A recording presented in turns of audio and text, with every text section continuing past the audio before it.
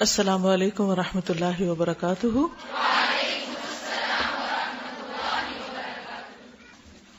نحمده ونصلی علی رسولہ الکریم، اما بعد فاعوذ باللہ من الشیطان الرجیم، بسم اللہ الرحمن الرحیم، رب اشرح لی صدری ویسر لی امری واحلل عقدۃ من لسانی یفقہوا قولی۔ کل ہم کان کے بارے میں پڑھ رہے تھے، وہیں سے ہم شروع کریں گے۔ انسان اللہ کا فرما بردار، تابعدار، مسلم اسی وقت بن سکتا ہے جب وہ اپنی زندگی کو اللہ کی مرضی کے مطابق گزارے۔ زندگی کیا ہے؟ مختلف اعمال کا مجموعہ جو ہم اپنے اس عمر اور وقت کے حصے میں کرتے رہتے ہیں، جو بھی ہمیں ملا ہوتا ہے۔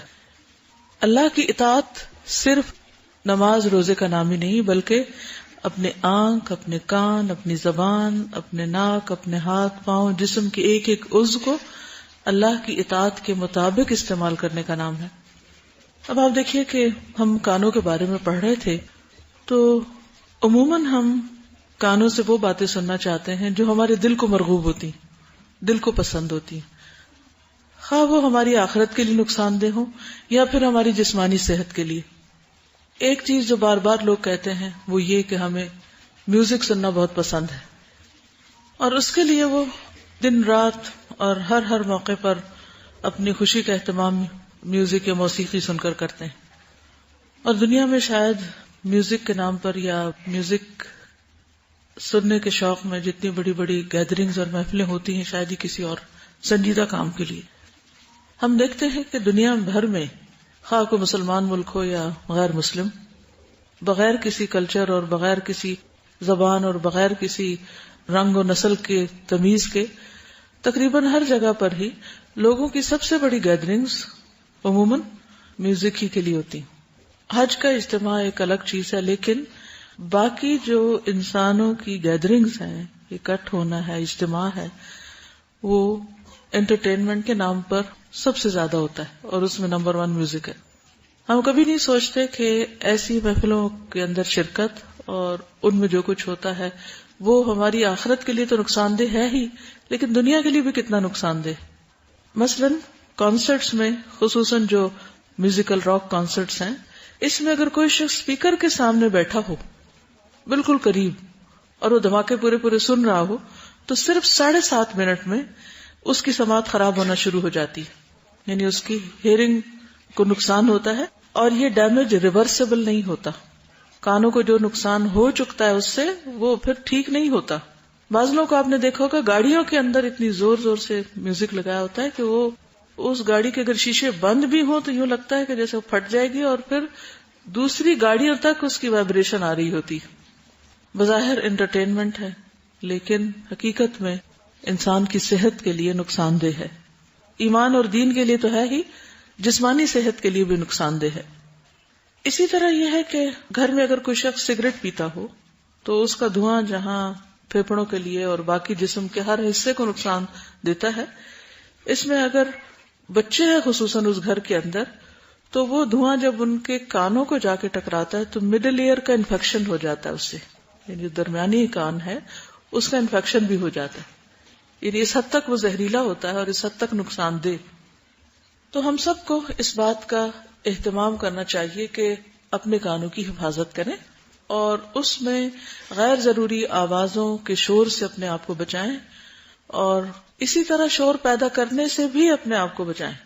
دوسروں کو تکلیف نہ دینے میں یہ بات بھی آتی ہے کہ ہم کوئی بھی کام کرتے وقت احتیاط برتیں اور اس طریقے سے چیزوں کو رکھیں یا اٹھائیں یا کوئی بھی کام کریں کہ اس کا شور دوسرے کو ڈسٹرب نہ کرے۔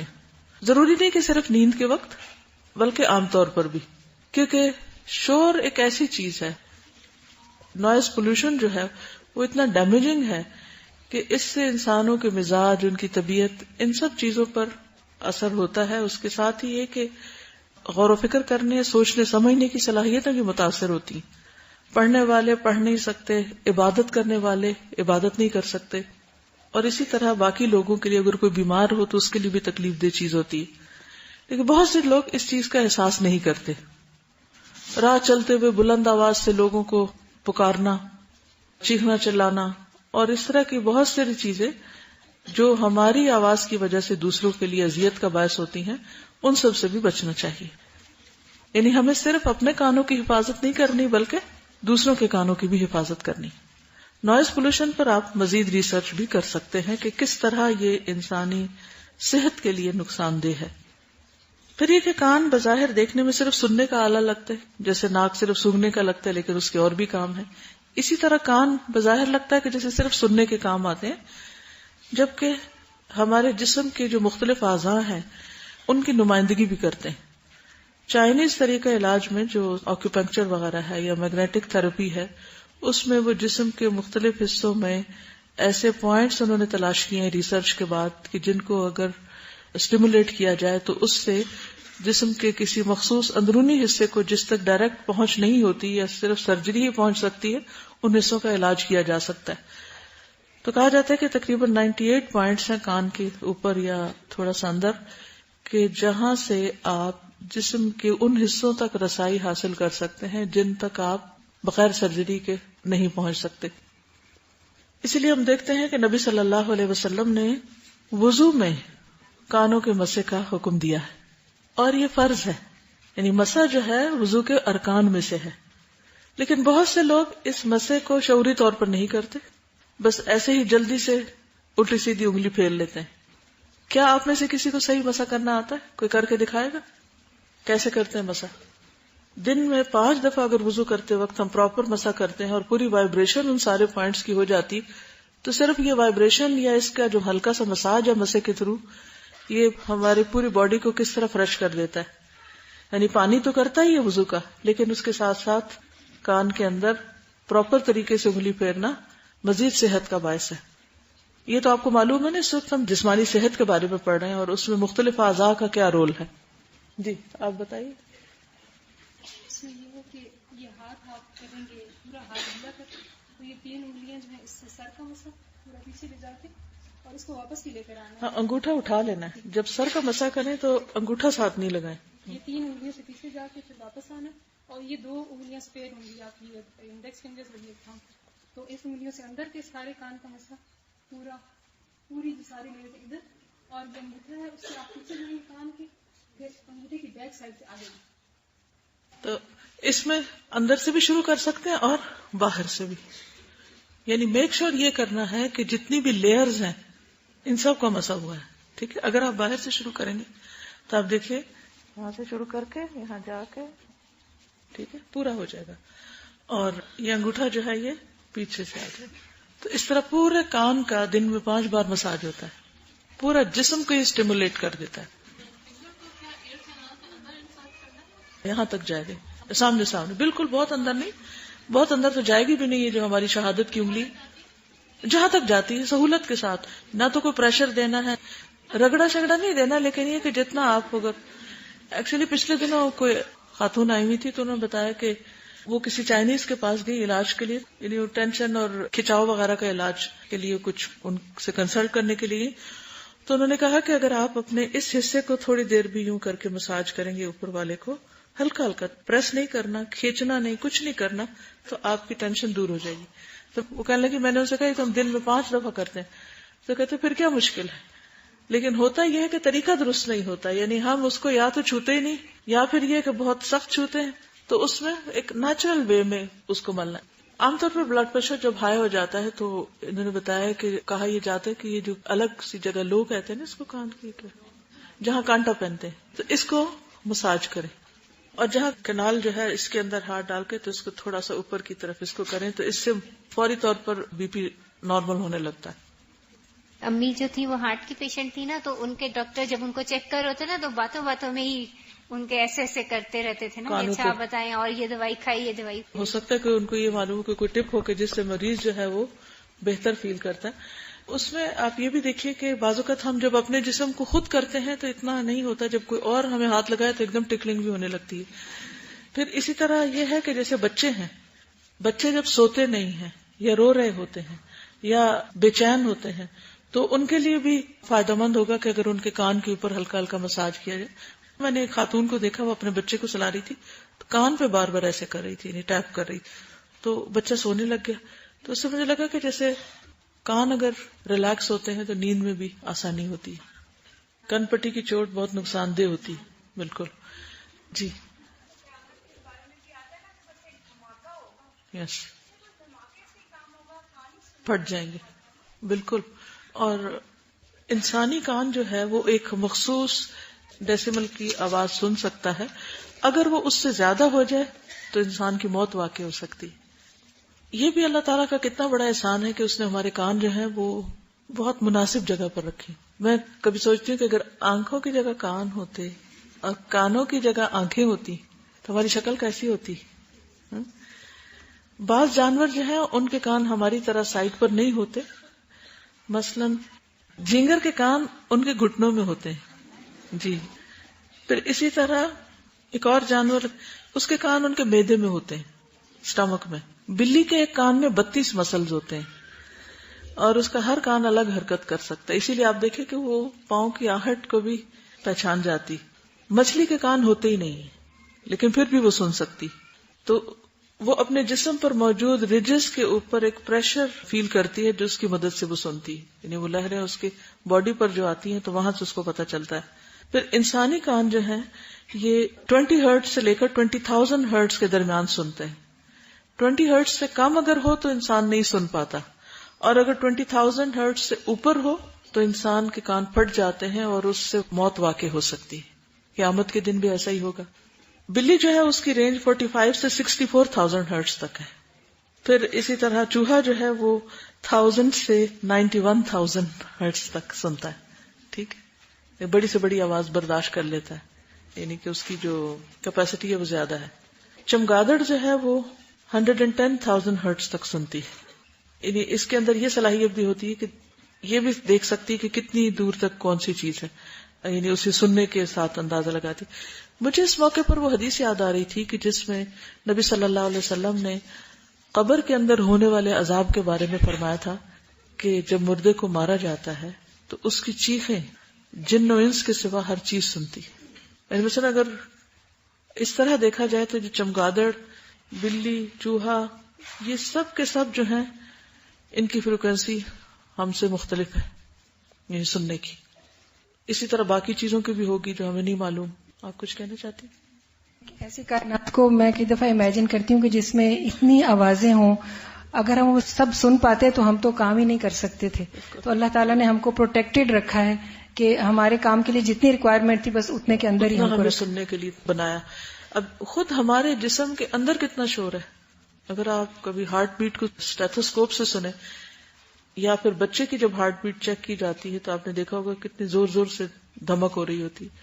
تو یہ اللہ تعالیٰ کا ہم پر بہت بڑا احسان ہے کہ اس نے ہمیں بہت متناسب بنایا اور ہماری ضرورت کی ساری چیزیں ہمیں عطا کی. اب ان کی قدر کرنا, ان کی حفاظت کرنا, ان کو صحیح استعمال کرنا, انہیں حرام چیزوں سے بچانا, یہ ہماری دنیا اور آخرت دونوں کے لیے فائدہ مند ہے. اب دیکھیے کہ پچھلی قوموں میں سے ایک قوم جو تھی وہ صرف ایک چیخ سے مری تھی. فَأَخَذَتْهُمُ الصَّيْحَةُ. تو قیامت کے دن جو چیخ ہوگی اور سب کے سب میدان میں آ جائیں گے وہ بھی اللہ تعالیٰ کے اذن سے ہی ہوگا.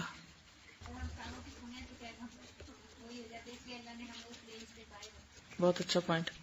قرآن مجید میں آتا ہے وَإِن مِّن شَيْءٍ إِلَّا يُسَبِّحُ بِحَمْدِهِ وَلَٰكِن لَّا تَفْقَهُونَ تَسْبِيحَهُمْ. کوئی چیز ایسی نہیں کہ جو اپنے رب کی تسبیح نہ کر رہی ہو لیکن تم ان کی تسبیح کو نہیں سمجھتے.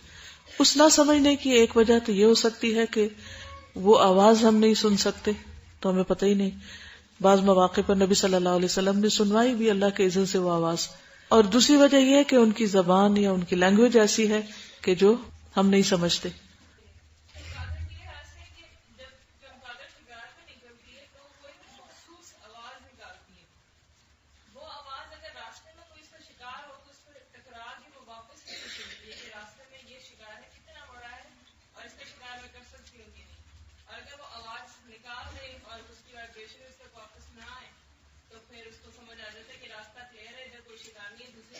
سبحان اللہ. بہرے لوگوں کا جو ہاسپٹل ہے یہاں پر جی سیکٹر میں, وہاں پر ایک بچی کو ہیئرنگ ایڈ لگوانے کے لیے لے کے گئے تھے ایک دفعہ چند سال پہلے.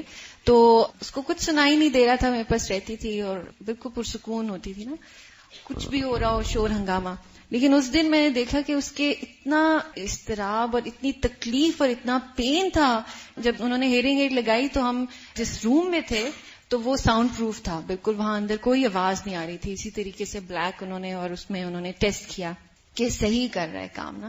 تھوڑی دیر وہاں بیٹھے اینڈ دین انہوں نے ہم سے کہا کہ اب آپ جائیں. جیسے ہی ہم اس روم سے باہر نکلے, آفیسز کے کسی نے بیل بجا رہے ہیں, کوئی شور کر رہے ہیں, کوئی وہاں سے لے کے جا رہے ہیں. اس کی شکل پر اضطراب اور اتنی تکلیف تھی کہ میں سوچی تھی کہ یہ تو اس کے بغیر ہی مطلب اس کو کیا مل رہا ہے نا. میں سوچنے لگی کہ اس کو پھر سافٹ آواز میں تلاوت سنانی چاہیے, لیکن اس کو ہر آواز اتنی تکلیف دے رہی تھی. اور تب پہلی دفعہ مجھے اندازہ ہوا کہ ساؤنڈ پولوشن کیا چیز ہے اور وہ انسان پر کتنی تکلیف دہ اثر ڈالتی ہے. بالکل, اس کی روح پر اثر انداز ہوتی ہے. روح پر اثر ہے.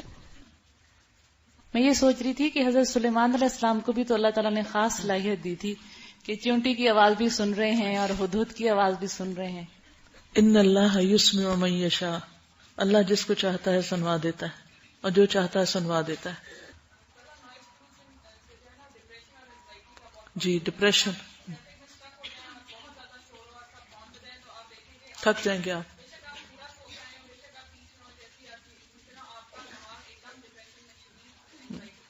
بالکل.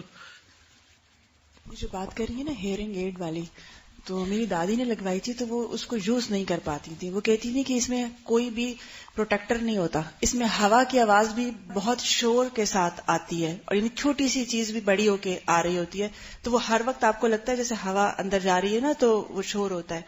اسی طرح کچھ سال پہلے میں نے ڈاکٹر کو دکھایا جس میں میرے ویکس زیادہ بن گئی تھی کان میں, تو مجھے یعنی سنائی نہیں دے رہا ہوتا تھا, کوئی کلوز بھی بیٹھا ہو تو مجھے نہیں پتا چلتا. تو انہوں نے اس کو کہا کہ اچھا اس کو آپ کو واش کرانا پڑے گا, ویکس نکلوانی پڑے گی.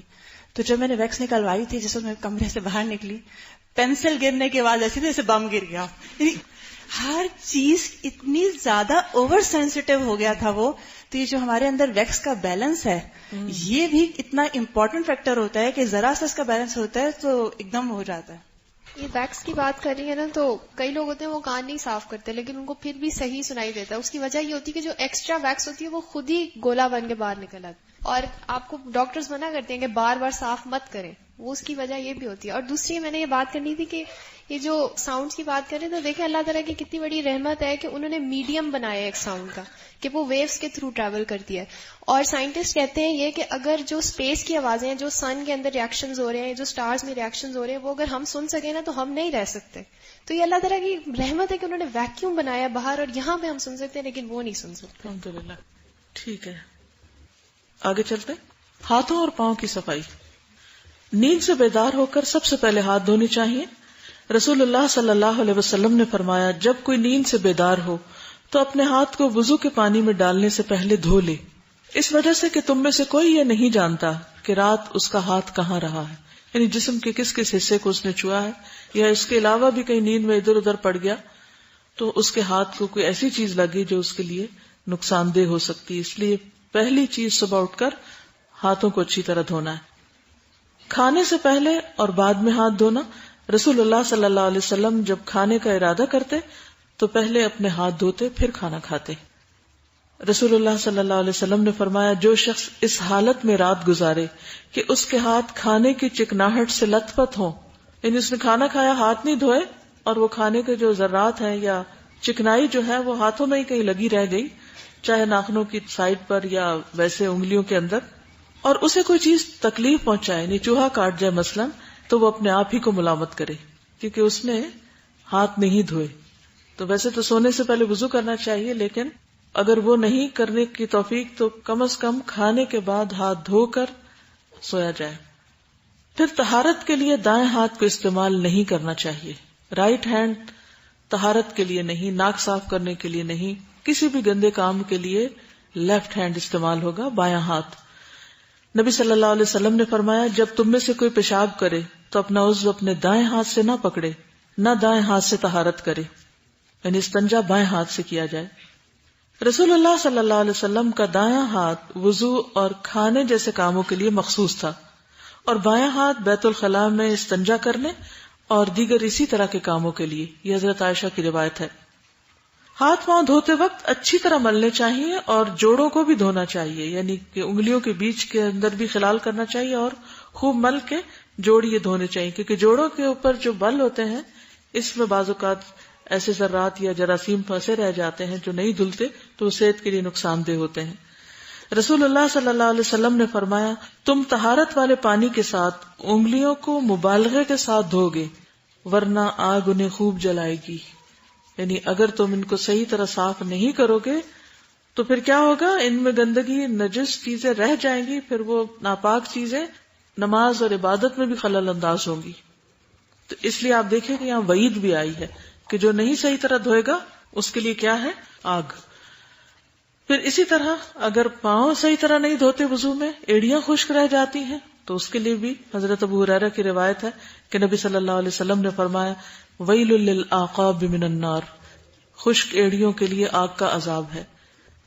پھر انگلیوں کا خلال، نبی صلی اللہ علیہ وسلم نے فرمایا، میری امت میں خلال کرنے والوں کے لیے واہ واہ، حبذا، گڈ جاب، کتنا اچھا کام کیا۔ یعنی خلال کیا ہے، یعنی انگلیوں کو باہم ایک دوسرے کے اندر ڈالنا، پاؤں دھوتے وقت پاؤں کے اندر بھی انگلیاں پھیرنا، یعنی دو انگلیوں کے بیچ میں خلال کرنا۔ نعیم بن عبداللہ مجمر سے روایت ہے کہ میں نے ابو ہریرہ رضی اللہ عنہ کو وضو کرتے ہوئے دیکھا، بس انہوں نے اپنا چہرہ دھویا تو اس کو پورا پورا دھویا۔ پورا پورا کا مطلب یہ ہے کہ بالوں تک اور ادھر کان کی لو تک اور چن بھی۔ پھر اپنا دایاں ہاتھ دھویا یہاں تک کہ بازو کا ایک حصہ دھو ڈالا۔ دایاں ہاتھ دھویا تو کس طرح، یعنی یہاں تک۔ پھر بایاں ہاتھ بھی بازو تک دھویا، اور جو وضو کے لیے دھوتے ہیں تو پھر کوہنیوں تک۔ پھر اپنے سر کا مسح کیا، پھر دایاں پاؤں پنڈلی تک دھویا، پھر بایاں پاؤں پنڈلی تک دھویا، ٹخنے سمیت یعنی۔ پھر فرمایا، میں نے اسی طرح رسول اللہ صلی اللہ علیہ وسلم کو وضو کرتے ہوئے دیکھا اور کہا کہ رسول اللہ صلی اللہ علیہ وسلم نے فرمایا، پورا اور کامل وضو کرنے کی وجہ سے تم لوگ قیامت کے دن روشن پیشانی اور روشن ہاتھ پاؤں والے ہوگے، بس تم میں سے جو طاقت رکھتا ہے وہ اپنی پیشانی اور ہاتھ پاؤں کے نور کو لمبا اور زیادہ کر سکے تو کر لے۔ یعنی دنیا میں جتنا اہتمام سے تم وضو کرو گے اتنی ہی زیادہ بہتر چمک پاؤ گے آخرت میں۔ اس صحیح مسلم کی روایت ہے